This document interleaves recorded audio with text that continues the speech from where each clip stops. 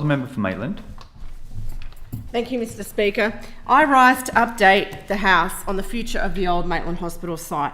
When the new public hospital at Maitland was opened in 2022, a public hospital which we all fought for so hard, the former Liberal National Government had no clear plans for the health services that were on the site, nor for the actual use of the buildings on the site.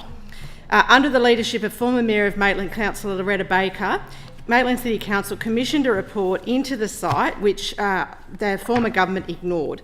Now, I'm grateful for this proactive body of work and have handed that body of work to the relevant ministers in our government.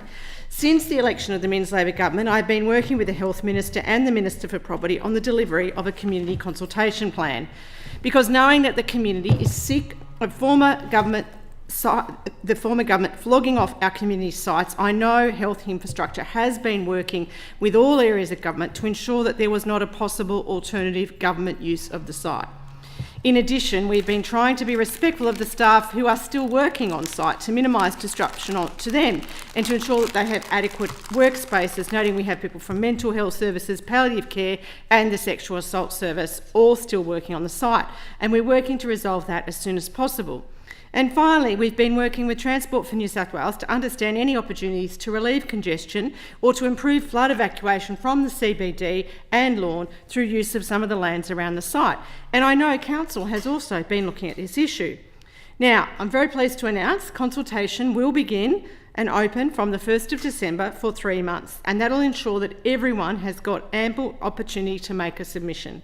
This is a very large and diverse site, much larger than many people in the community might think. It includes the old car park behind the family hotel, modern office spaces and old houses that have been converted to offices, extensive paddocks on the floodplain, historical buildings and the old emergency department. Now, while many in the community have made their opinions known on Facebook via letters to the editors, phone calls or emails to various levels of government, including myself, and in general conversation, it's vital that we get these opinions gathered together so a decision can be made that's based on feedback from everyone in Maitland. And I call on everyone to have a say via the Have Your Say pages. My commitment has always been that the people of Maitland must have their say on the old Maitland Hospital site and that we should do this as quickly as possible, noting the constraints that have been there. I've been very open with Council on this point. In fact, I discussed these issues with the General Manager of Maitland City Council just last Friday. I am concerned, however, that the Liberals have tried to make this a political fight. Last night, the Honourable Aileen McDonald in the other place gave notice of a motion on future use of the site. However, true to form, the Liberals had not provided any indication of what they believe such uses might be, and in fact, even more stupidly, the motion called on the Legislative Council to recognise the leadership of the Maitland City Council Mayor Philip Penfold and Councillor Mitchell Griffin in advocating for timely action and community involvement in shaping the site's future. This, when there is no record of any correspondence of direct representations of them to the Minister for Health on this site right back to 2018. What leadership? Was Mayor Penfold even aware of this motion from the Liberal member in the other place, or did they just bundle him in? I would respectfully request that Liberal Maitland City Councillors and MLCs would be better to advocate for progress on other pieces of infrastructure in Maitland that need decisions made about their future use.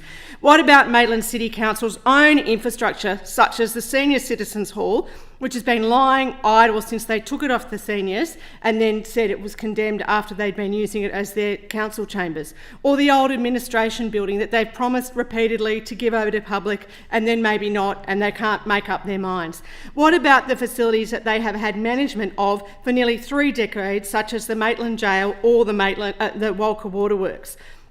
I have provided numerous times information on grants that are available for Council to apply for in order to address this neglect. After sitting on their hands and doing nothing after years of neglect, it is suddenly the fault of the state government. I've been fighting for funding, but the poor management of previous funds and grants that they have received and poor consultation by Council has made it difficult for them to win and get further grants. I've always sought to work with Council. I recently delivered a briefing to discuss roads and transport issues in the electorate that I've invited them to have since I became Minister. I'll continue to try and work with them via the General Manager for better outcomes in our community. I acknowledge his hard work, but people want progress, they don't want politics, and while the Liberal councillors try to run political campaigns, the New South Wales Government is getting on with delivering its commitment to genuine consultation, and we won't be swayed in our purpose.